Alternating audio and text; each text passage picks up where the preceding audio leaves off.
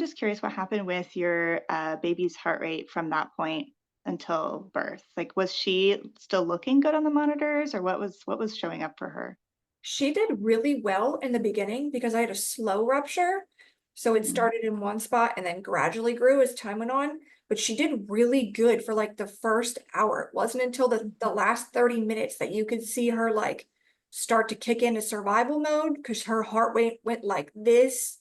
Whereas before it was just steady. She had no dips. But you could see that something was going on.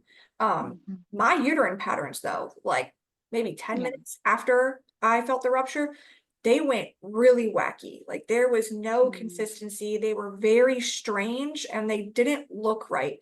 Um, and you'd think that with all the pain I was complaining of and my uterine patterns, it would have been like sparks would have gone off with them, been like, mhm. something is really wrong. Like we really should check her, but they didn't. So she did really good for the first probably about hour, 45 minutes to an hour. She wasn't affected at all um, Mhm. until the very end. I want to say it was right before the doctor came in to make me push is when she started going into that survival mode where her heart rate would spike and then decrease and spike and decrease.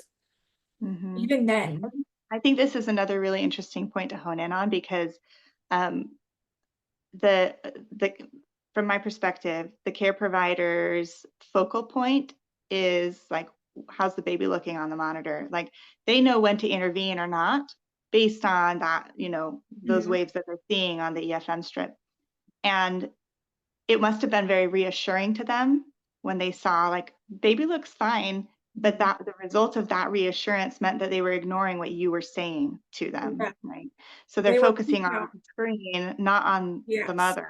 Yeah. Exactly. They were focusing on her and were completely disregarding me. They were like, "Oh, your baby looks fine."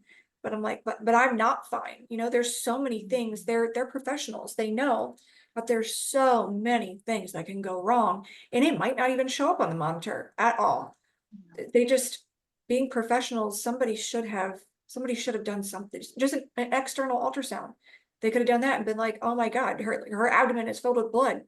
We should go," not just, "Oh, you're fine, you'll be fine."